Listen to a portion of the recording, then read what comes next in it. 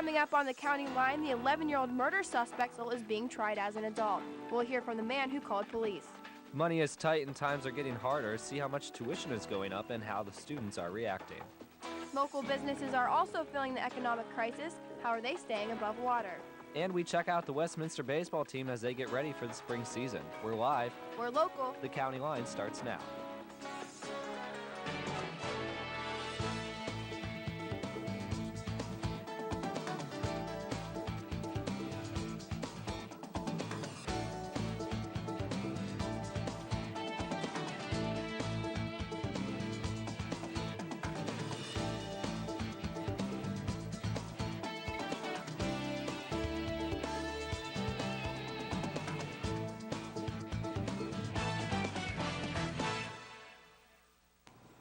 Good evening and welcome to the County Line. I'm Shana Marty. And I'm Jeremiah Patterson. The 11-year-old boy accused of killing his father's pregnant girlfriend is now in Allen Crest Juvenile Detention Center in Beaver County. Jordan Brown was transferred there after being held in the Lawrence County Jail. Warden Charles Adamo says the 300-inmate jail couldn't offer proper long-term care for the boy. Police say Brown shot and killed 26-year-old Kenzie Hauk at her home last Friday morning. Hauk was nearly 9 months pregnant. A funeral service was held for Kenzie Hauk Tuesday night. Her father, Jack Hauk, says she'll be greatly missed. Someone's got to be strong in this period of time. It's my youngest daughter. Right now I'm talking from the bottom of my heart. I'm hurting so bad right now you wouldn't even believe. It's going to be tough, really. And I'll tell you what, I'll raise them, me and my wife, and we'll take care of them. They'll be ours. It's hit me. It's hit me. I've been crying spurts off and on, crying. But my wife's been. I'm concerned about her more than anything. I'm going to try to get her through it. My daughter, my son-in-law, we're all going to get together. And my brother, is a good Christian man. He's beside my side, and we're just going to let God move His way. And I hope we can get through this. It was almost a week ago when Kenzie Hauk was found dead with a gunshot wound. Steve Cable was trimming trees nearby when he says a little girl alerted him of the killing. We had a little girl that come to the door and told us that her mommy passed away, and we're trying to, I called 911, and they're doing an investigation. She come to the door and she was crying. So I stayed there until the state police come in, and they found her. And I asked her to make, I said, are you sure she's dead? And she said, yeah. So at that time I called 911. State police showed up, and they're doing an investigation. District Attorney John Bongivengo says Brown faces criminal homicide charges. His preliminary hearing was originally scheduled for this afternoon, but the hearing has since been moved to March 24th. Bongivengo says the charges constitute a crime that state law does not permit to be tried in juvenile court. Former Lawrence County Treasurer Gary Velasco pleads guilty. Velasco failed to file a federal income tax return for 2005. He has already served jail time after stealing more than $170,000 in county tax receipts. Federal investigators subpoenaed records from Lawrence County last year. Velasco's sentencing for the new charges is scheduled for May 26th. Join us as we catch students' reactions to the tuition increase. How much is it rising? And we'll take a look at the local businesses trying to survive the economy.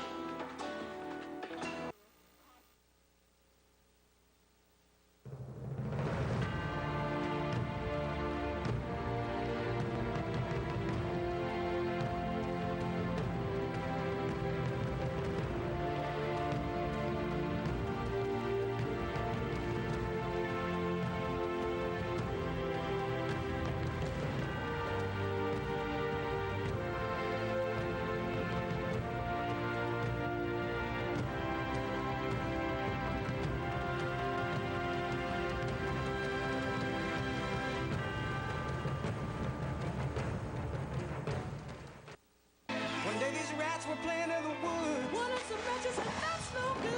Yeah. So if a gorgeous force is what you desire, don't play with matches, don't play with fire. Yeah. Only you can prevent forest fires. Fire. Next year's tuition bills for Westminster students will reflect the struggling economy. The Board of Trustees recently approved a 3.9% increase on the cost of tuition, room, board, and fees. The total cost of a Westminster education will increase from just over $35,000 to $36,400. The reaction to the increase is varied, but Westminster students are generally unhappy, citing a variety of reasons. I think the 3.9% increase in tuition from the 2008-2009 school year to the 2009-2010 school year is pretty valid considering the economic crisis that our country's in. The school needs to compromise on costs for everything from the actual professors' salaries to different resources that the college needs. And it's quite logical to keep this college running properly and to give us the education that it's offering in the past. I believe the current increase in tuition by 3.9% is a little, a little concerning. I mean, it's not like, we have much of a hand in the situation with the economic condition. I feel like the tuition shouldn't be raised by 3.9% because college is expensive enough, and I think that if they're going to raise it, they should up the scholarship money given to students. So I don't think it should be raised. It is important to note, however, that this is the lowest cost increase in over 2 decades. To balance that, wages and salaries will remain constant for the upcoming school year. The board will reevaluate this decision in the future once the current financial situation stabilizes. President Dorman says the decision is dependent upon the state of the economy. Basically to stabilize the college. Yeah, we're taking some pretty aggressive defensive measures for the future. We anticipate, because of the downturn in our endowment, that we're going to have considerably less resources to draw from in coming years. So we are trying to save as much. We're putting a lot of money into cash to draw on in the future when we expect the downturn to bottom out. Also, we're being very careful on our hiring right now. I wouldn't say we're in a hiring freeze, but we're certainly in a hiring chill. Okay. And we are monitoring the situation really on a week-by-week basis. The thing that's most impressive to me is how quickly this has all taken place. And no one knows where this is going to go. Right. And it's important for us to be prudent in all our decision-making financially from this point forward. In the tiny village of Valant, with just over 20 shops, 2 have already closed. This is a big deal for such a small town. The county lines, David Nicholson tells us how businesses keep their doors open.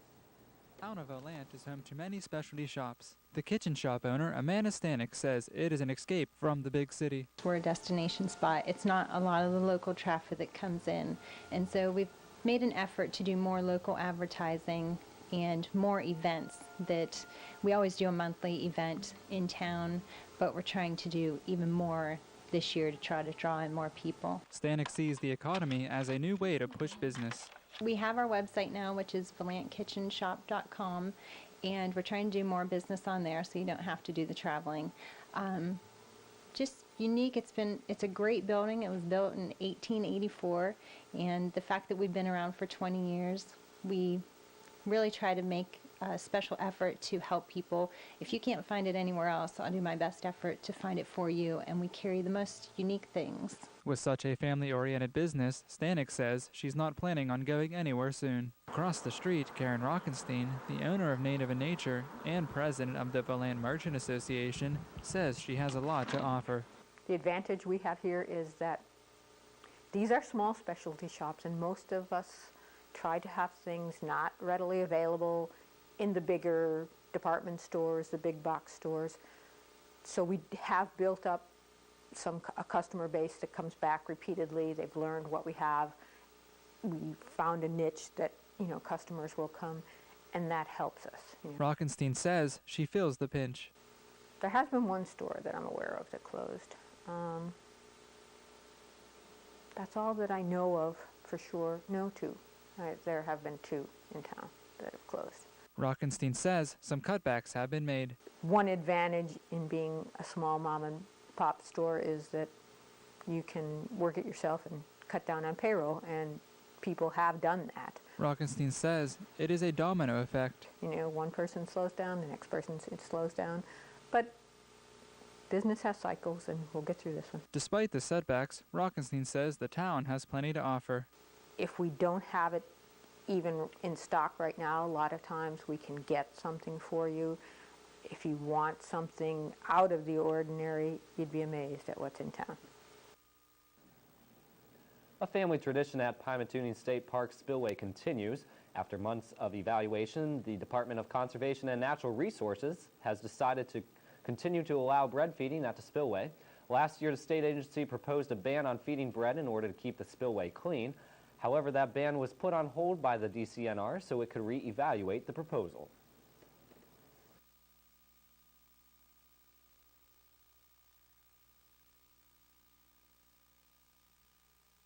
The football team is suiting up, see what they're doing to get ready for a winning season. And you'll see how one New Wilmington business makes helping others a priority. Stay tuned, more County Line is on the way.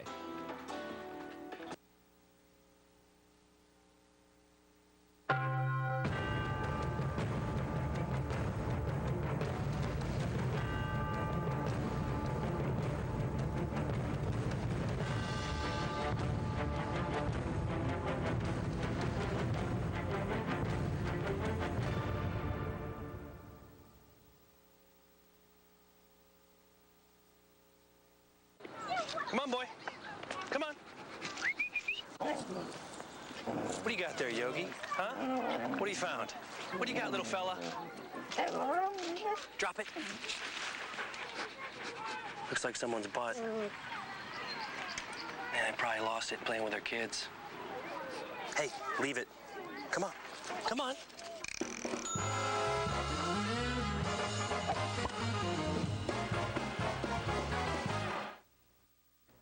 Good evening, I'm Melissa Maines, and tonight I am joined by junior linebacker, inside linebacker, and fullback for Wilmington Greyhounds, Derek Burns. Thanks for being here with us tonight, Derek. So we actually heard some big news this week that you decided to make a verbal commitment with Pitt.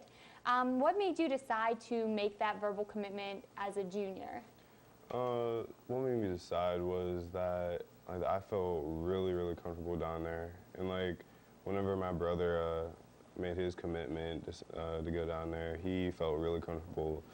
And I went down there and visited him pretty much most of the time. And after the games, I would go into the locker room and everybody would say hi to me and everything. I felt they were real sociable, personable, and that made me feel like it was home, and I felt real comfortable down there.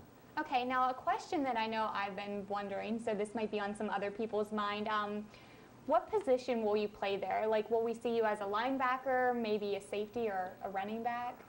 Well, I know that they're recruiting me as a running back. Okay. So I'm not really sure, but the running back coach, Dave Walker, he said that they're not exactly 100% sure where they're going to put me. I might be on defense, safety, outside linebacker, inside, or I might be running back. So I'm not 100% sure, but we'll see. Okay. So I know you had mentioned earlier about your brother, who's Chris Burns. Many of us know of him around here. You did play on the same field as him for 2 years. How do you feel about joining him on the same field at Pitt now? It's really exciting. I can't wait to get down there and start practicing with the team. I feel real good because he can show me the ropes, what's going on, everything. I won't be out there by myself. So I'm gonna feel real good when I go down there. So how does your brother feel about you joining him? I think he's pretty excited. I called him after I verbally committed, and he was pretty excited that I'm coming to. It's gonna be like a high school, so. Okay, well, cool. Can you explain? For many of our audience out there, they might not know exactly what the difference is between a verbal commitment and an actual commitment to a college. Could you maybe explain the difference a little bit between that? Verbal commitment is you can just say that that's the college you want to go to, and you're letting them know that you're really interested in going. You can change it any time you want, but the actual commitment is whenever you sign the papers, okay. And you really can't change your mind about it. Okay, and you did receive full scholarship, correct? Yes. How do you feel about that? It's amazing. I don't know. I can't describe how I feel. I'm so amazed and blessed that I got a full ride to Pitt. It's a D1 school, and that's my dream. So I feel real good about that. Was there any other schools maybe that you were thinking about applying to or committing to before you had done that with Pitt? No, not really. I didn't really look at any other schools. I mean, I got letters from schools, but I didn't really look into it because, I mean, I knew I wanted to go to Pitt. That's the place where I wanted to go. Okay. Now let's go back to a few months ago, well, even maybe 6 months ago. Did you ever think that the Wilmington Greyhounds would be crowned state champs? I mean, I knew we could definitely do it. I knew if it was any year to pull it off, it would be this year. We had a lot of returning starters from the year before when my brother was a senior. And I felt like if it was any year that we would go, it would be this year, and we did. Okay. Well, I know that I was watching that game, and I know a lot of others were watching that game as well. Take me through the final play of that state title game. I know, in my opinion, a lot of credit was given to Wagner because he had made that big hit. But you helped that as well. Like I feel personally that if you wouldn't have grabbed his feet at the end to stop his momentum, there's a chance that he very well would have made it into the end zone. What was going through your mind? Well, that last play, right before that last play, there was a timeout, and our defensive coach, they were like, they're going to give the ball to the quarterback, and we all knew that. I knew he was going to get the ball. He was definitely by far the best player on their team. And I mean, I saw him running outside, and I saw Shane hit him, but I still he was stumbling into the end zone, so I jumped on him, and I don't know. I mean, I think it was definitely important that I jumped on him because I mean, you never know. The referees could have called it a touchdown, we might have lost. So. Exactly. The quarterback is a very good athlete. He's going to Pitt, right? Or not Pitt, Penn State, right? Yes. Okay. Now, how do you feel, after you went and you played the game, you made that long trip to Hershey and everything, there was a parade, I believe, after. How was the excitement after that? Man, it was the best feeling I ever had in my entire life. After the game, when we were on the bus on our way home, everybody was just actually, we all were quiet. We didn't know what to do. It was crazy. But during the parade, I mean, it was really exciting. Everybody was out. It was 12 o'clock at night. And we were just out there partying in school and everything. It was a really good feeling, just knowing that we did it. We reached our goal of winning states. In the past 2 years, we lost to Jeanette in semifinals. Third time's a charm. Yeah, reached our goal. Now, how does it feel playing for somebody like Coach Varelli? I mean, he's known as the winningest coach in this area. How does it feel to be coached by somebody with that much prestige? It's an honor playing for him because he knows so much about football and everything, and he's definitely the best coach I've ever had, and he teaches you how to play the game of football, and he teaches you how to be respectful. There's coaches out there who they don't care what the players do, they just want to win. But he shows you how to play the game and everything. I respect him a lot, and I want to thank him for everything that he's taught me. Okay, now looking a few months ahead, how do the Greyhounds look for next year then? Will you lose a lot of key players? Are you gaining some new players? We're losing quite a few of key players. We're getting a few new ones. I mean, I can't really tell you how we're going to be. I mean, I think we're going to be good. We have a few returning starters, so I think we'll be pretty good next year. Okay, and the final question is, what can we expect from you next year? I don't know. We'll see. I mean, hopefully do as good as this year, maybe better. Okay, well, thank you so much for joining, and good luck next season, and in the future, good luck at Pitt. All right, thank you. All right, we'll be right back with some more County Line on the way. Can I help you, sir? I found these over by the stairs. Okay, thank you. What are they? Love handles. Lots of people lose them taking the stairs instead of the escalator.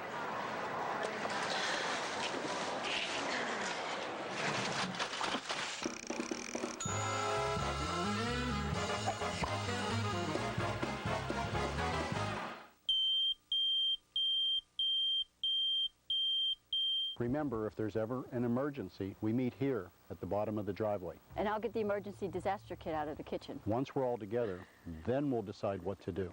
But what about Fido? What about Fido? The Lawrence County Humane Society reminds you to include your pets in your disaster planning. Make sure that your pets have identification tags that include your phone number. To find out more about how to protect your pets in a disaster, contact the Lawrence County Humane Society.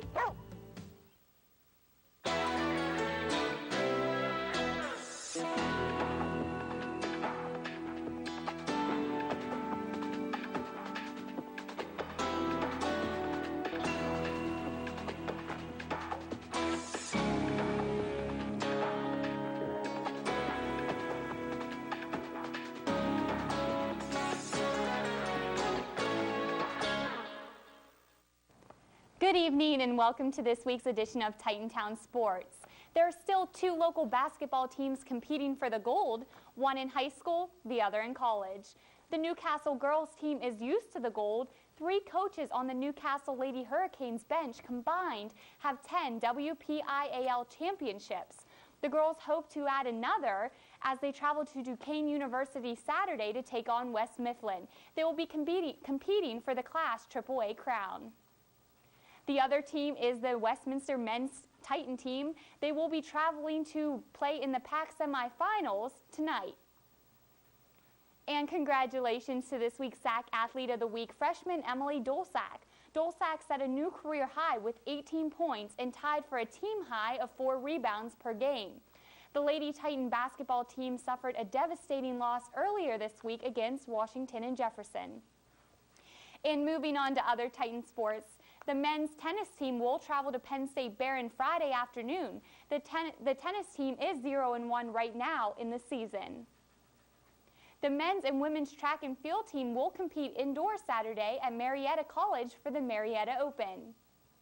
And in just a little over a week, the Titan baseball team will open their season at Southern Virginia. Titantown sports reporter Gary DeBaldo has the details on how they're working hard to gear up and bulk up. Look at this. I can track a deer with this.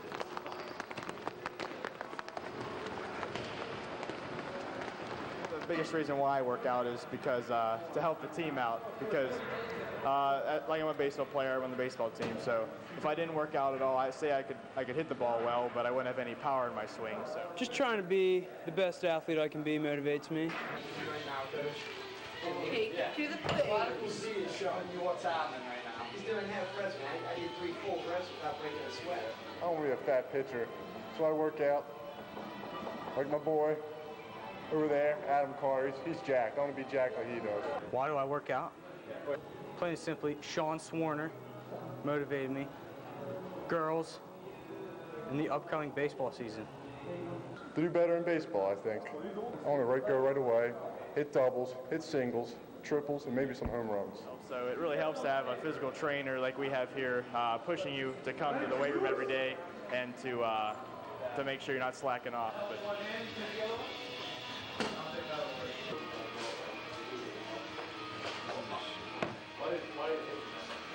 Trying to get better at the sport. I think that you can only be so good if you don't work out.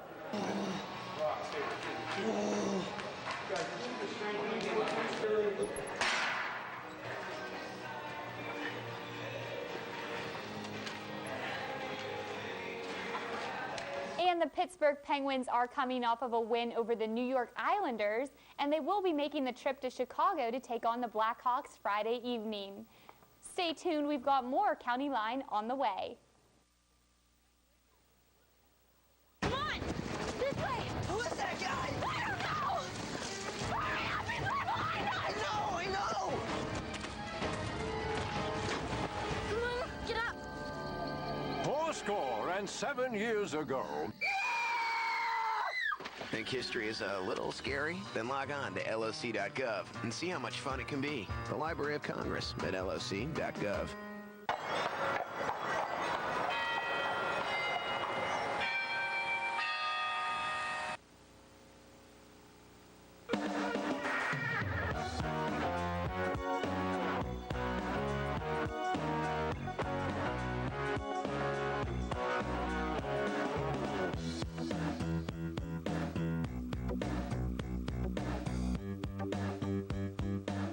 traverse. Check us out on the web. One local shop owner is doing business with another goal in mind, helping others. The County Line's Kylie Bennett takes a look at why the Silk Road is a great place to do your shopping.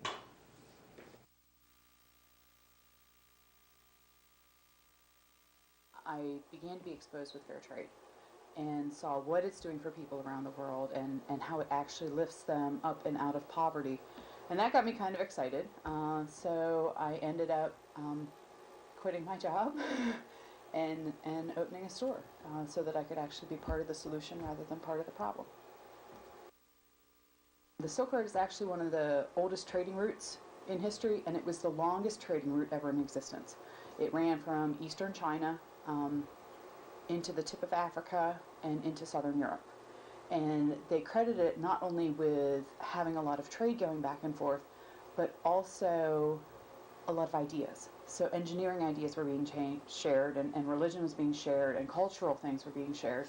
And that's what I want to do here. It's not just a matter of helping people, it's also a matter of understanding. You know, how do they live in Africa? What's important to them?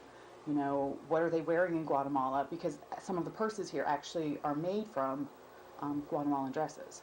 So it's a twofold thing. I want to help people, but at the same time, I think we need to understand their culture to truly be able to help them.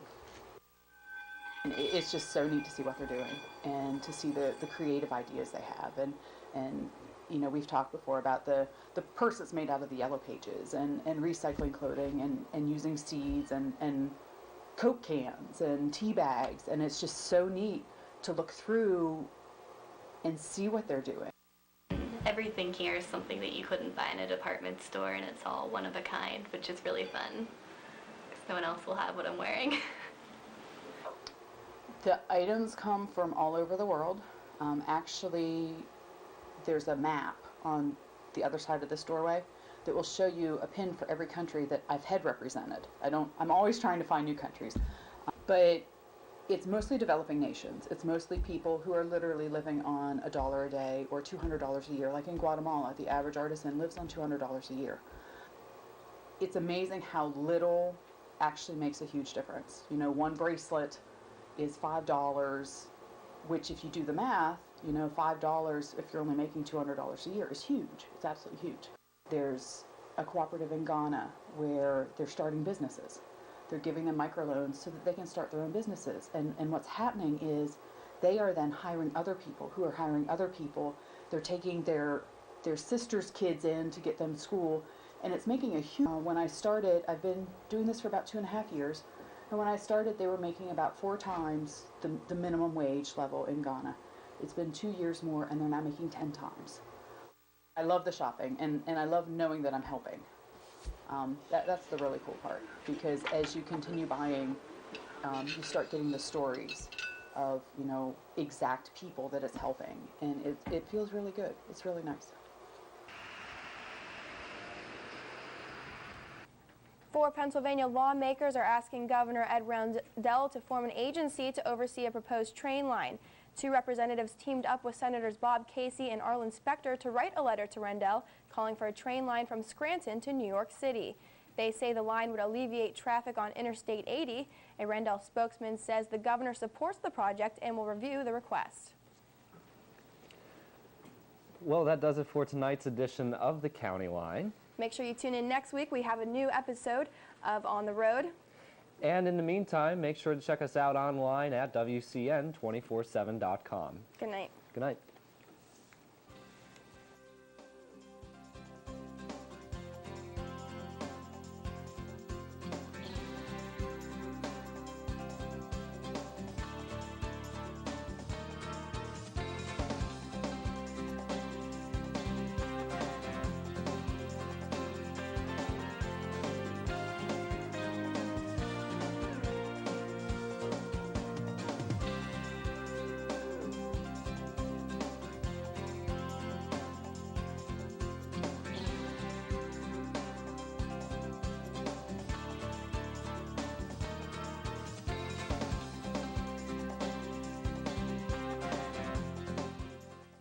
Difficult in